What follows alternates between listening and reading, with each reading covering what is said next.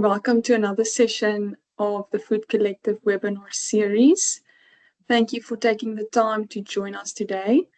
At the Food Collective, our goal is to bring together industry experts who can share practical knowledge and real-world experience to help food businesses grow. Today's topic is one that affects every food manufacturing, and that is allergen management. Food allergies continue to be one of the leading causes of food recalls worldwide.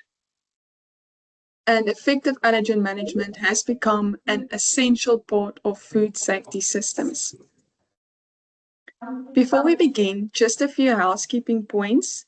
The webinar will be recorded and then posted on the Food Collective platform. And then you guys are welcome to pop your questions into the question and answer function. And then at the end of the session, we will try to get to everyone's questions and answer everyone's, answer everything. So then today's webinar is proudly presented in collaboration with FACTS. So FACTS has built an outstanding reputation for helping food manufacturing improve food safety and quality. As food allergen management and regulations continue to grow, FACTS helps businesses manage allergen risk, improve compliance, and protect consumers. We are incredibly grateful for their partnership and their commitment to sharing their knowledge with the Food Collective community. And then it is my pleasure to introduce today's presenter, Kumain van Zyl. Kumain is a food allergen management specialist at FACTS and has more than a decade of experience supporting the food industry with practical allergen risk management. She specializes in allergen risk assessments, food labeling compliance, food manufacturing support, and practical allergen management programs. Kumain holds a Bachelor of Technology in Food Technology, graduated with a cum laude from Cape Peninsula University. And she's a registered VITAL trainer. So VITAL is an allergen quantitative risk assessment tool used to calculate consumer risk. She has a co-developed and comprehensive allergen management and testing video series and has contributed to recognized publications on food allergens and food law. Today, she will guide us through practical approaches to strengthen allergen management programs, reducing cross-contact risk, improving validations and verification activities, and avoid common industry pitfalls. Whether you're new to allergen management or looking to improve your existing program, today's webinar promises valuable insight. Kumain, thank you for joining us today. The floor is yours.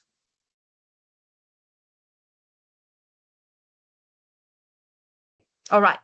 Wonderful. Thank you everybody for joining today.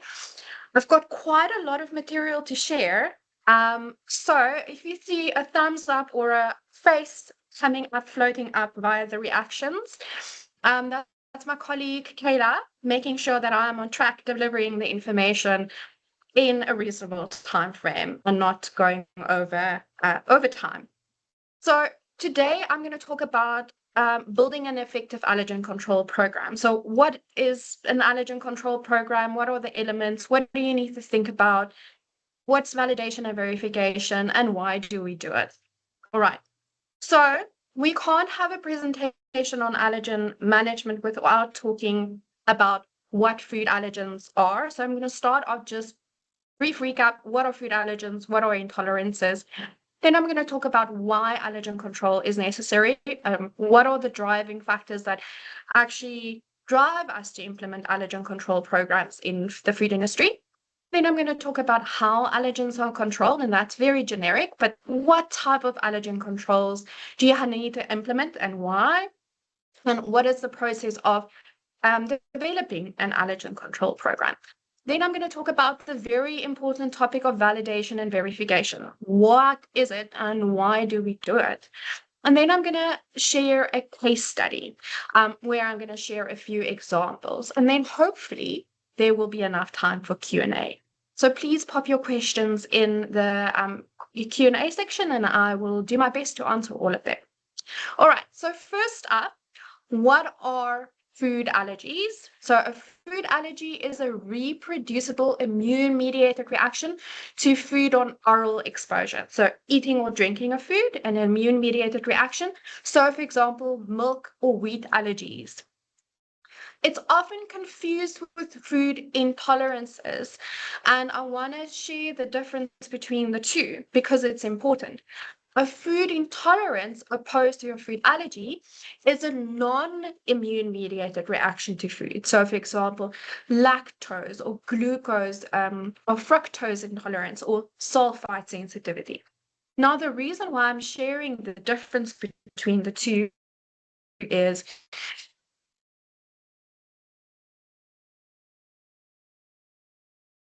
allergen is. So a food allergen is an otherwise harmless food protein that triggers an immune response and cause allergic reactions in sensitive individuals.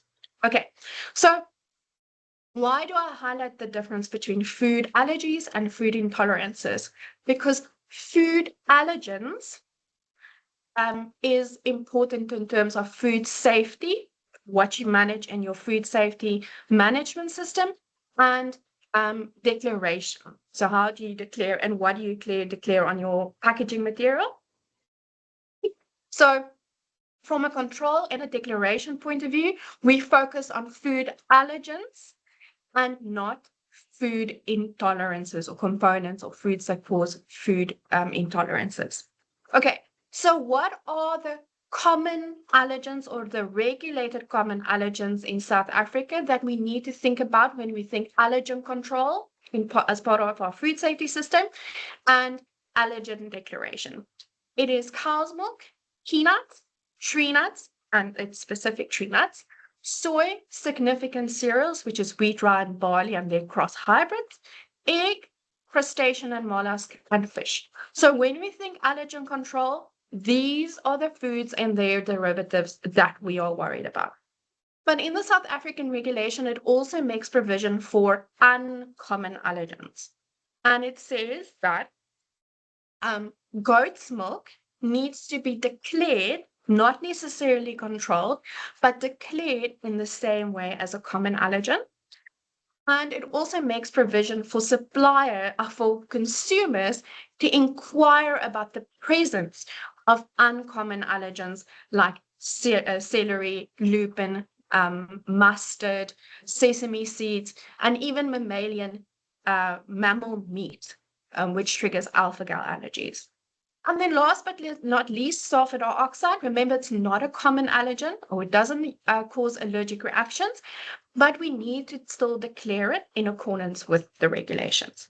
Okay, so remember that food allergy symptoms can exist or can range in severity. So it can be anything from a very mild reaction to a very severe, potentially life-threatening reaction. And we often see, or we typically see, that allergic reactions show up in one of the following systems. Skin reaction, like eczema or hives, a respiratory reaction, like a closing of the throat, difficulty breathing, coughing, even a runny nose, gastrointestinal reactions like diarrhea and vomiting, cardiovascular reactions like a reduction in blood pressure, fainting, etc. And then the severe type of reactions, anaphylaxis, which can be fatal. All right. So why do the food industry need to control allergens? So why does allergen control matter? This is why allergen control matters. We want to prevent and have to prevent harm to allergic consumers because the reactions can be quite severe. But there are more practical reasons or more closer to home drivers that motivate the food industry to control allergens. And they are as follows: to drive regulatory and labeling compliance, to drive food safety system requirement compliance, to drive client and retailer requirement compliance, and last but not least, to prevent or mitigate business and brand reputational risk. But the overarching reason why we manage allergens is to protect consumers. So whenever you think allergen control or allergen management or allergen declaration, you always need to think about what is best for the consumer. All right. So let's just look at each of these factors in a little bit more detail. So what is required from business operators from a regulatory and labeling compliance point of view, specifically in South Africa? You need to, legally, you are required to conduct allergen risk assessments. You are legally required to implement allergen control programs. You are legally required to declare intentionally present allergens. And you are legally required to apply risk-based precaution allergen labeling, linking back to risk to consumer. All right. And you are legally required to ensure that free from claims are truthful and analytically supported, or substantiated. So what do I mean with all of this? So remember intentionally added allergens. So that's when an ingredient or processing aid or an additive is an allergen or is derived from an allergen or contains an allergen derivative. Those allergens, when they are intentionally or deliberately added to a product, needs to be declared in the ingredient list or the contain statement.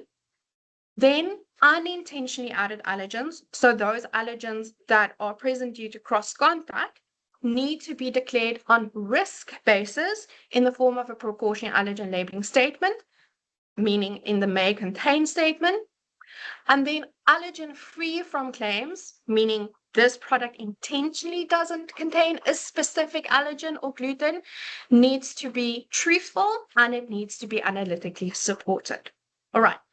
Food safety certification requirements. Remember, allergen control or allergens are managed as a prerequisite program, which you need for higher level food safety systems. Allergen risks are managed through your PRP system and your HACCP system. And the GFSI recognized standards all require documented allergen management and risk assessment. And a GFSI recognized food safety system are required to gain access to market and to demonstrate due diligence. So more factors to motivate us to implement allergen control. Then client and retailer requirements. Remember, you need to implement or have an allergen control program in place so that you can give clients detailed allergen information that they require to do downstream risk assessment, which of the allergens may be in the ingredient or are in the ingredient product that they purchase from you.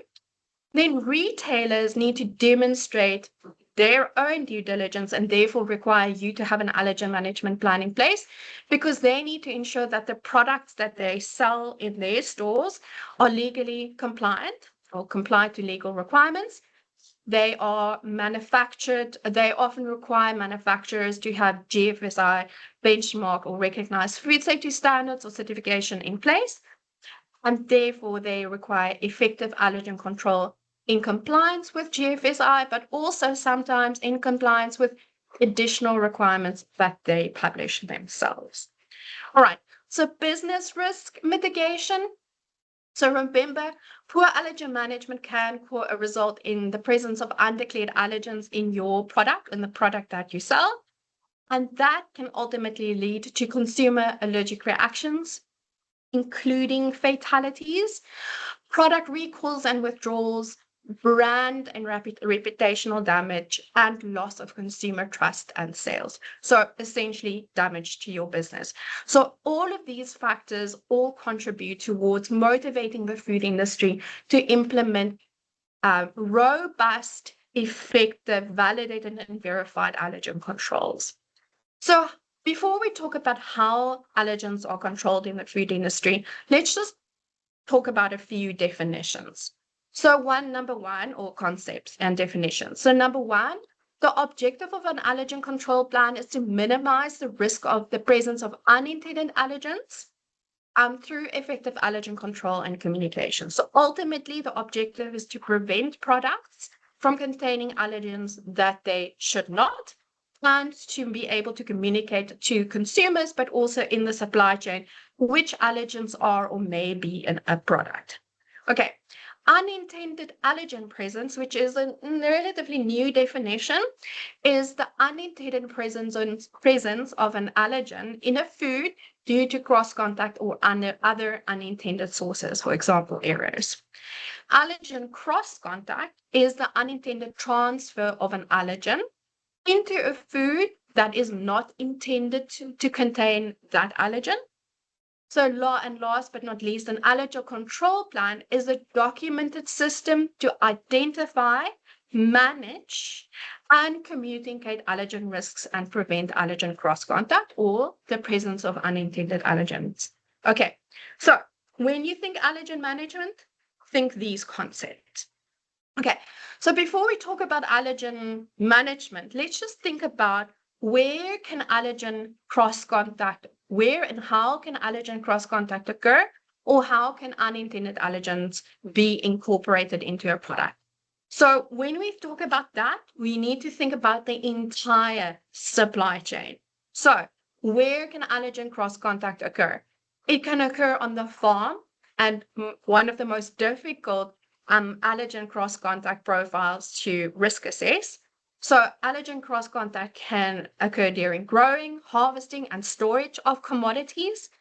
It can happen during commodity processing, so primary and secondary processing, for example, sorting, grading, milling, etc. It can happen during ingredient manufacturing and distribution. It can happen during ingredient handling. So once you receive the ingredient, during receiving of the ingredient, storage, and preparation of the ingredients. Then allergen cross-contact can most definitely occur during manufacturing and packaging of products. So that happens due to the use of shared equipment, utensils, shared environment, and through people and rework.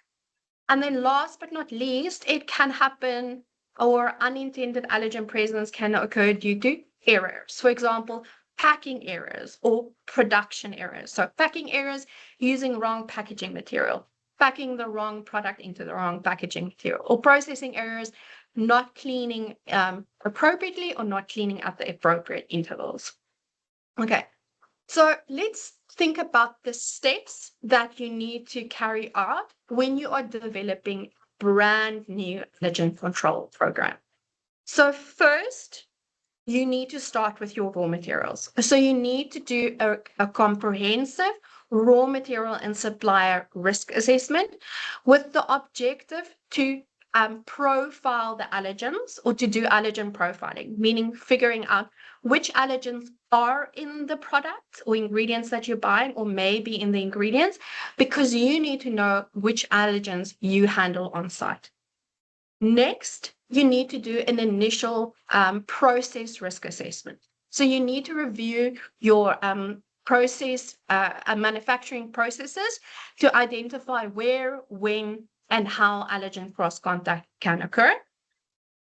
3, then you implement appropriate allergen controls. So you develop and implement controls that will reduce or eliminate the risk of allergen cross-contact. Then 4, you need to validate key allergen controls, for example, cleaning, to gain confidence and prove that those controls can actually prevent or reduce the allergen cross-contact risk. 5, you need to verify or continuously verify key allergen controls, like, for example, cleaning and scheduling, to ensure that those validated controls are actually applied correctly, but also to show that they remain effective. And then 6, last but not least, you need to continuously improve and review your allergen control program to ensure that it remains effective and appropriate, but also to, with time, simplify it so that it is easier to apply. All right. And remember, this is a continuous loop. All right. So first, let's just talk about what type of allergen controls do you need to think about and implement as part of your food safety system. So there are a couple of generic groupings or types of controls, and I'm going to go through them. All right.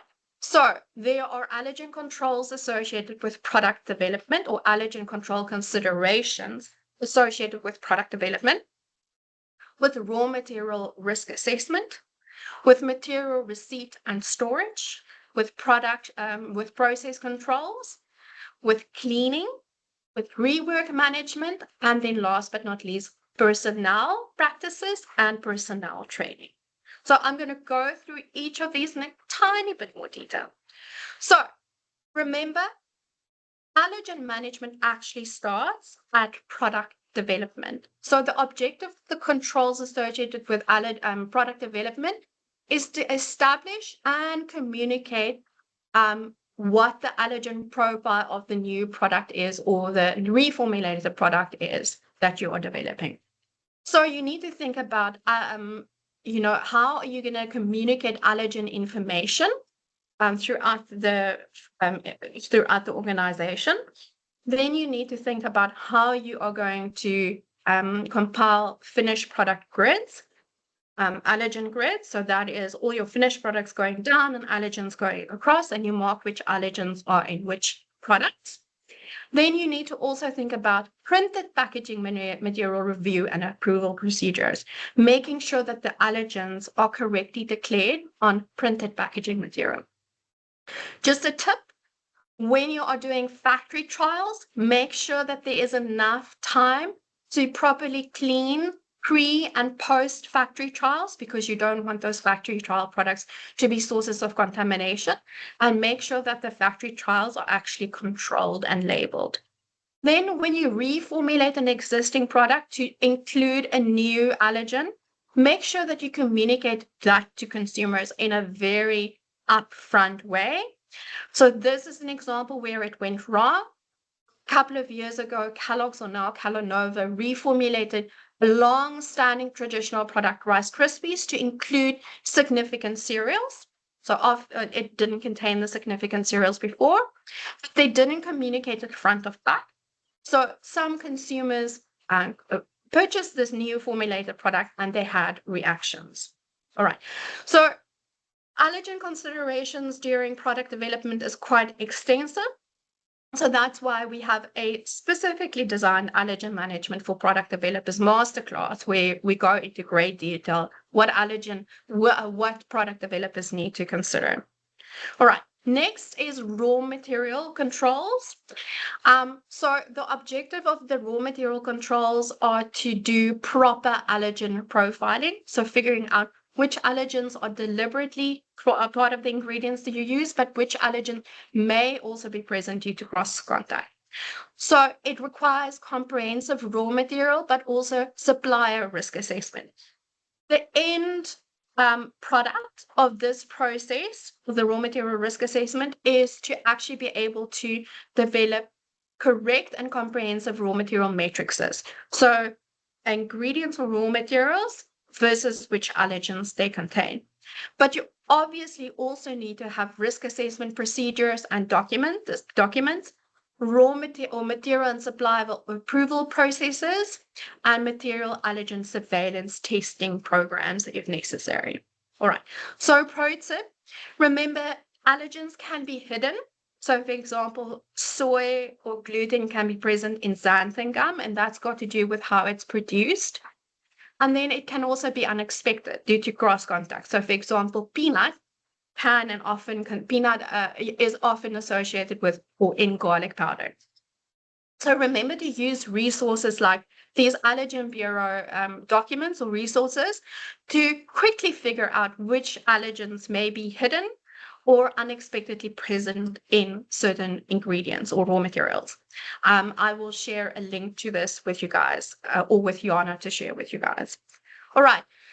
Now, raw material risk assessment is a crucial part of allergen management, because without knowing which allergens are in your ingredients or which allergens may be in your ingredients, you are flying blind in terms of allergen controls.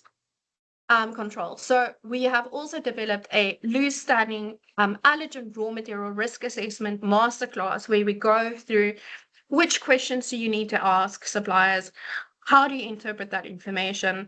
If you need to sample from a lot, how many samples do you take? How do you interpret those results to estimate risk? So that in itself is also a whole topic.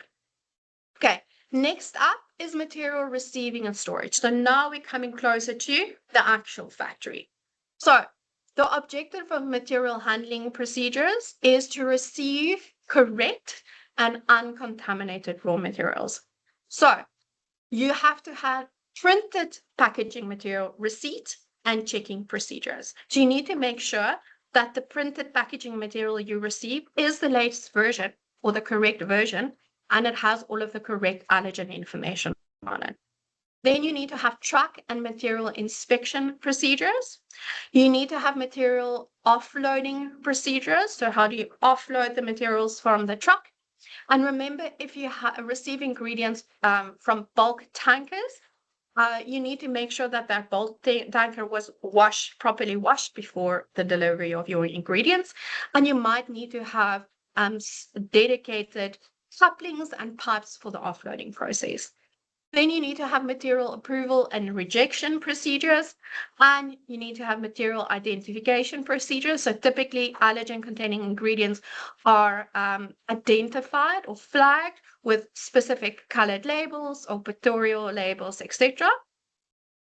And then you need to have material storage procedures. So typically allergens containing ingredients are separated from non-allergen containing ingredients, and specific allergens are also separated from each other, or combinations of allergens are separated from each other. Next is process control, and that's a very wide topic, but I'm going to share some generic controls that you need to have in place. The objective of the process controls is to prevent cross-contact from shared equipment, then shared environment, and typically process control or the cross-contamination is prevented through separation or segregation in time and in space or space.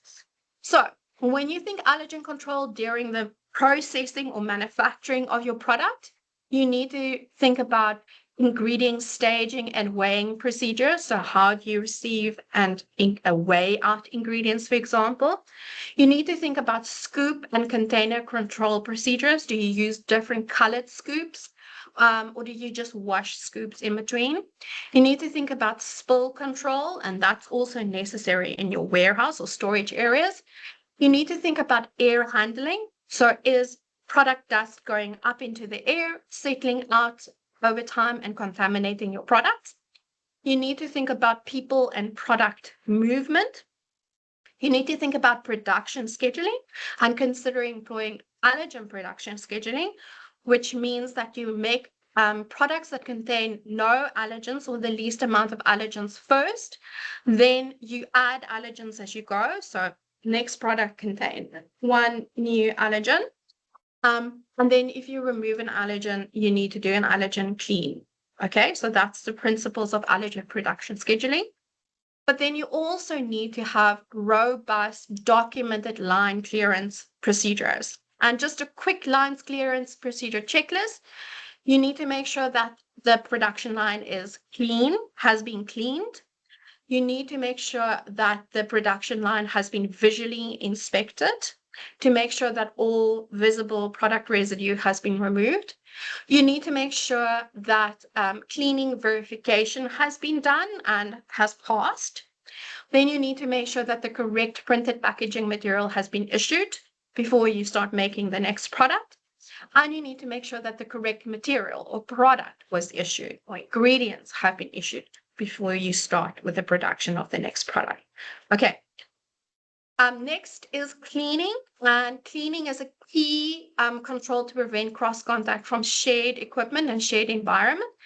Remember that cleaning must be specifically designed to remove allergens, so you can't assume that if a cleaning method is adequate to remove or reduce micro risk, that it will also reduce allergen risk. Remember that allergen cleaning must be validated and verified. So what type of procedures you need to have in place? You need to have cleaning procedures in place and detailed work instructions. You need to have a cleaning validation plan and cleaning validation reports. And you need to have cleaning verification plans and cleaning verification records. All right. So pro tip, wet cleaning is generally more effective than dry cleaning. Where you can use an alkaline detergent and warm water, that's going to make the cleaning easier. If you can't use water, then start thinking about incorporating flushing as a cleaning method. So you purge the allergens out of the production line. Rework. So rework can definitely be a source of cross contact or unintentional incorporation of allergens. And there are actually cases where poor rework management has led to consumer deaths. So rework management controls prevent the introduction of undeclared allergens. And the best way to achieve rework management is like into like strategy. So like allergens into each other or like products into each other. So you need to have rework strategy procedures, rework material identification procedures, and rework matrices, meaning which products may be reworked into each other if you don't do like product into like product rework. Then last but not least, personnel practices and personnel training. So the objective is to ensure that personnel do not cause or contribute to cross contact. So you have to have allergen training matrices and records in place. You need to have general allergen awareness training material and records. You need to have specific allergen control training material and records. Remember, it doesn't have to be PowerPoint presentations. It can just be an outline of what you want to communicate and check sheets that that information was communicated and understood. And then personnel and training adjacent, but not specifically in the camp, but adjacent, you need to also have contractor management procedures. So how do you communicate to contractors which allergens are processed on site, that they are not allowed to take food into the premises, and that they need to, for example, clean the equipment after doing maintenance? Now, I breathed over allergen controls. So obviously there's a lot more information that can be shared on this front and practical, and especially in terms of practical implementation. And that's why we have a full practical allergen management workshop that spans over 3 days and is actually coming up in a couple of days, where we, for 5 hours per day, where we talk all things allergen management, from what is a food allergy and a lot more in terms of what I've shared now. What are the labeling requirements? How do you manage allergens on site? We talk about allergen cleaning extensively, validation and verification extensively, and also risk assessment. So it's online. If you want to register, we will share the information with you guys after the event. All right. So back to our flow diagram. So next, I want to talk about validation and verification. Okay, so Kayla, if you can just give me a thumbs up or a little face, that would be great. So the purpose of validation and verification, because we can't talk about allergen control without the validation and verification. So what is the purpose of validation and verification? So the purpose of validation is to prove that an allergen cleaning, for example, procedure works. So it can actually remove the allergen. So it is effective in avoiding allergen cross-contact. Then the objective of verification is to demonstrate that the validated cleaning procedure or the validated allergen control was done correctly and remains effective. So both are required to satisfy food safety requirements and to show due diligence. All right. So I'm going to talk you through what is required in terms of allergen validation or verification, of what you need to consider, just to illustrate what the difference is between validation and verification and how do you go about it. Okay, so validation, we've already spoken about what it is and the purpose. So when do you do validation? prior to commercial manufacturing. So before you start making your products, you need to manage, or you need to validate that your cleaning method is actually effective in removing allergens. Or when you introduce a new allergen, you need to validate cleaning. So before you implement or start manufacturing implement an allergen cleaning program, or before you start manufacturing products, you need to do an allergen cleaning validation. Or when anything changes, so you introduce a new allergen or you change the cleaning program or protocol, you introduce or start using different chemicals, etc. And then annually thereafter, you will validate your cleaning depending on the standard that you follow. All right.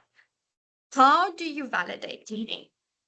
You need to do strong visual inspections of your processing line and your equipment.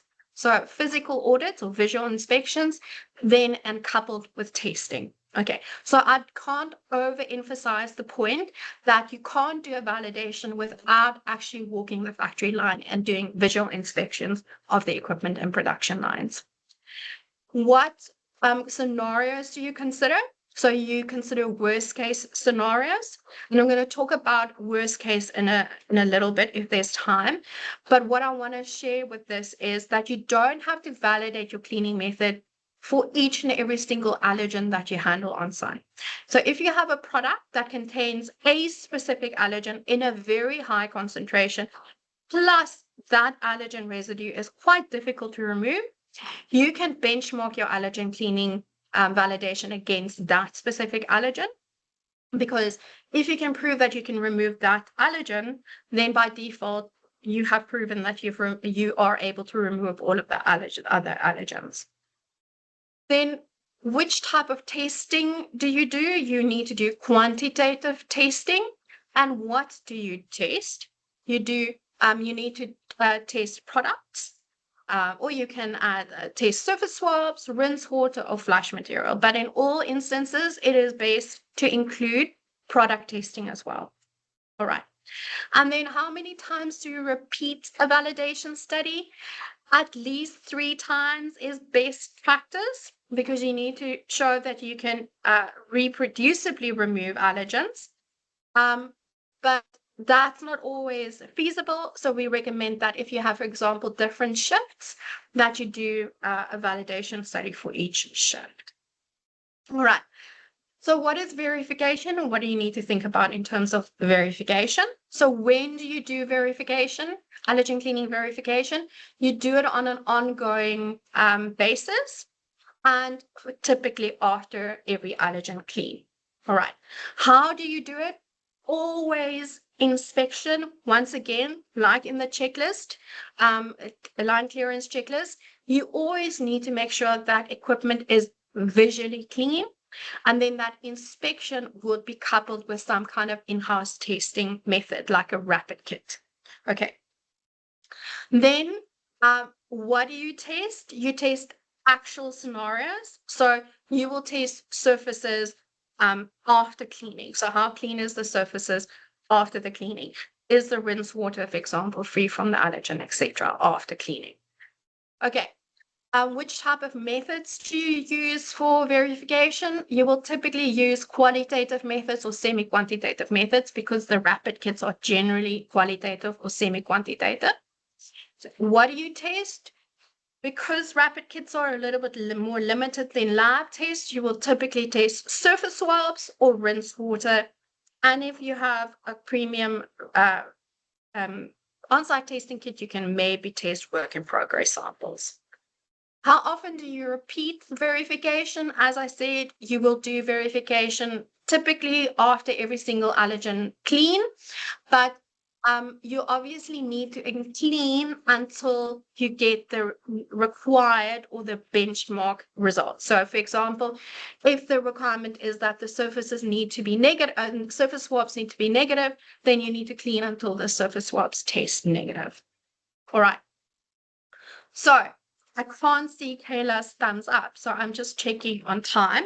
All right. So what do you need to think about when you design a validation study?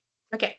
So we often see, and I've included this because we often see that people waste a lot of time and resources not properly thinking about how they need to what do they need to consider during a validation study. So they're not doing the project scoping and development properly. All right.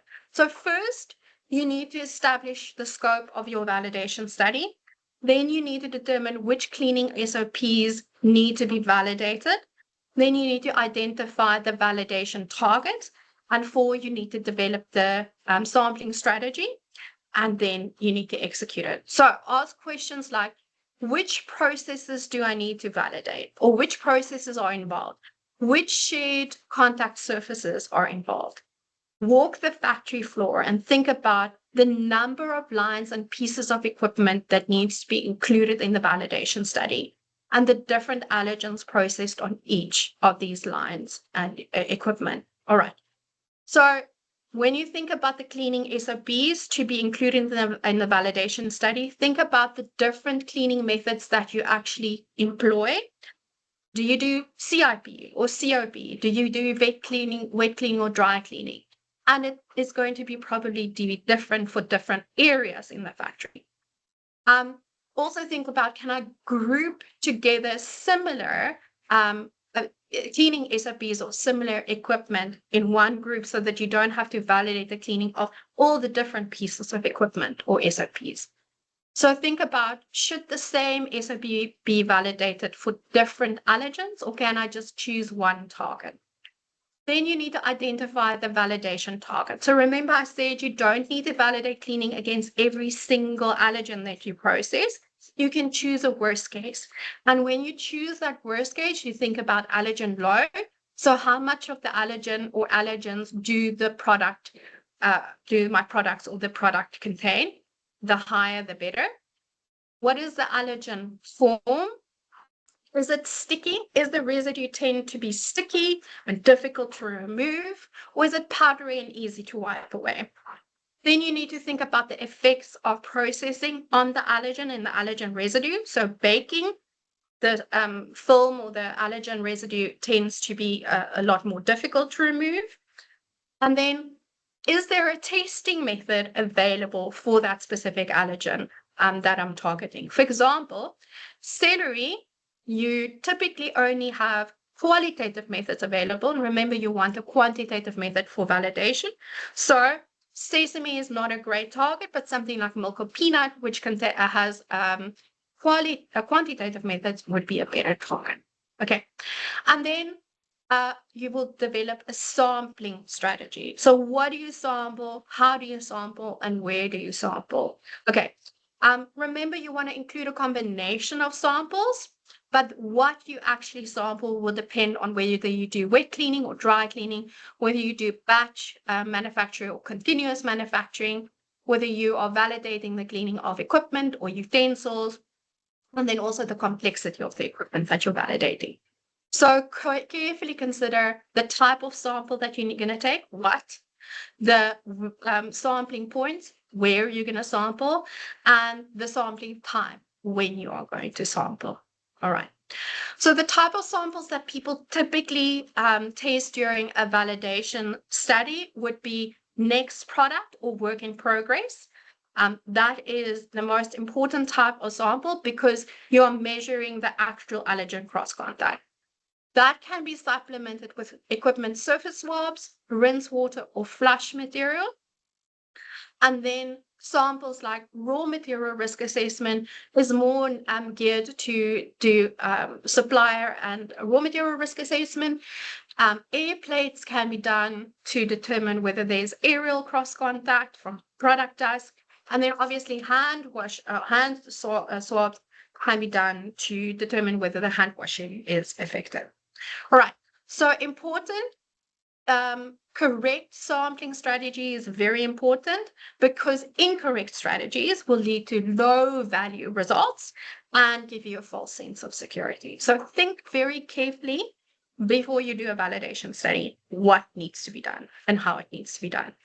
Just briefly on the type of tests that can be done. There are two types of tests, laboratory testing and rapid on-site testing. And under the laboratory testing, we have protein detection methods and DNA detection methods. So when you do allergen testing, the protein detection methods are preferred because they are generally quantitative. They target the allergenic proteins or proteins from the allergen themselves, and they are quite robust. The DNA testing is also effective, but it doesn't target the actual component in food that triggers the allergic reaction, and they're often just qualitative in nature. Okay. So the lab methods are generally best for validation, and the rapid on-site testing is best for verification, and there you can use protein swabs, which is the most cost-effective rapid kit. It detects for the presence of protein, and by definition, if there's no protein on your surfaces, there will be no allergens. And then there's also the allergen lateral flow devices, which works like a COVID test, which detects for specific allergens. They are more expensive, but often people need to use those, and you can test surfaces and rinse water and even work in progress to a certain degree with caution. All right, so now over to the case studies or the case study examples. So just to bring a little bit more life to the information that I've shared, let's talk about a corn porridge case study. So Facts Food make a corn porridge product, which is wheat-free and gluten-free. So we're going to quickly talk about free from claim validation. So how do you make sure, or what do you need to think about to make sure that the wheat and gluten-free claim is truthful and supported? Then we're going to talk about soy precautionary allergen labeling determination. So the corn grids used in this porridge product may contain soy due to supply chain cross contact. So how do we determine whether the finished product needs to have a precautionary allergen labeling statement for soy as well?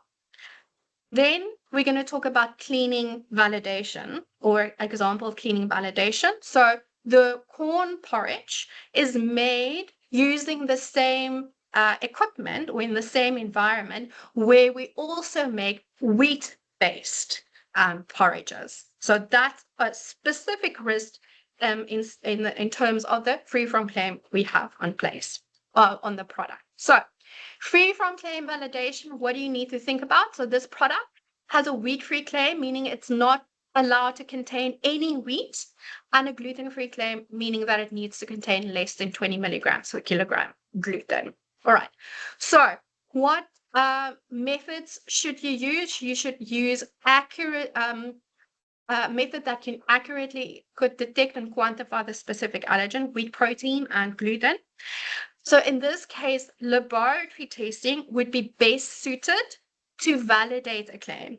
Don't use a rapid test to validate a claim. You need to use, in the regulations, a suitable testing method, and that would be a laboratory test. So the testing frequency, how often do you test? So obviously, you need to initially prove that the product recipe is gluten-free. So you will initially do a product test to prove that the product is indeed gluten and wheat-free. If there's a low risk of cross-contamination in your environment, then you will just do the initial test. But if there's a high risk or a risk of cross-contamination with wheat and gluten, in this case, in your environment, you do need to do more frequent testing. So in this case, you will do an initial claim validation test. But because wheat and gluten cross-contact is likely in the environment or in the manufacturing process, you would have to also consider doing more frequent testing of the finished products produced, made, or even the ingredients received. So you might want to implement a finished product positive release schedule or process. All right, soy precautionary allergen labeling. So you need to apply risk-based soy precautionary allergen labeling. So do the porridge, because the soy, maize or corn grids may contain soy cross contact, do the finished product also need to have a precautionary allergen labeling statement for soy? Not necessarily. The crux is to figure out how much soy cross-contact is in the corn grits. So what is the soy cross-contact profile? What is the concentration of the soy protein in the corn grits? So you need to either get those levels from your corn grits supplier, or you need to yourself establish the soy cross-contact levels or concentrations via analytical testing. Then you will calculate the soy amount of soy cross-contact in a portion of porridge that the consumer is going to consume, and you calculate whether the soy cross-contact calculation is more or less than the action level for soy, which is essentially just what is the concentration that of soy protein concentration that corresponds with consumer risk. If the soy cross-contact is more than the action level, then you need to bell. If the soy cross-contact concentration is less than the action level, then you don't have to bell. All right. That's in a very, very brief nutshell, the principles of quantitative allergen or allergen quantitative risk assessment. If you want to learn more about that, you can tune into our risk-based precaution allergen labeling masterclass that we are offering or presenting at the end of the year, especially because the world is moving towards quantitative risk assessment for precaution allergen labeling. And we also talk about how many samples you need to take from a specific batch to do the, for example, cross-contact profiling in our raw material risk assessment class. All right. So what about a shared packaging line? So we have one packing machine, and on that, or we use that same packing machine to pack wheat-based products and corn-based products. So the packing machine is a source of wheat and gluten cross-contamination. So we need to make sure that that machine can be effectively cleaned so that we prevent cross-contact to support the wheat and gluten-free claim. Okay, so we need to do a validation study that the cleaning method works to remove those allergens. So how do we do that? We need to set up a packing line cleaning validation study to ensure or to prove that cross-contact doesn't occur. So in this instance, we can't use water, and we need to flush the equipment with, for example, corn grits. Okay, so you will flush the packing machine, and then you will take samples as the flushing material flows through the equipment, and you will plot those the concentration of, for example, wheat or gluten on a graph and see how the wheat and gluten purges out or flushes out as the flush material moves through, and what is the minimum amount of flush material that you need to push through the packing machine to remove all of the wheat protein or gluten. All right, so you will see from this picture, we have flushed different amounts or increasing amounts of the material through the packing machine to establish at what point, so sample 9, at what point you can you purge all of the wheat and gluten out of the equipment. All right. So I'm just checking on time. Okay, so that is in a nutshell a lot of information about allergen management. If you ever have any questions, we have loads of resources on our website on various aspects of allergen management, including some of the resources that I've shared now. And we are always available if you have any questions. So final remark from me, remember allergen management seems complex, but is based on a few simple principles, mainly segregation in time and space, and having robust, good quality information available. That is a job in itself to get. Okay. The food industry's responsibility is to manage allergens effectively and provide allergenic consumers with consumers with allergens with information for them to make safe purchasing decisions. And remember, Facts is always here to help.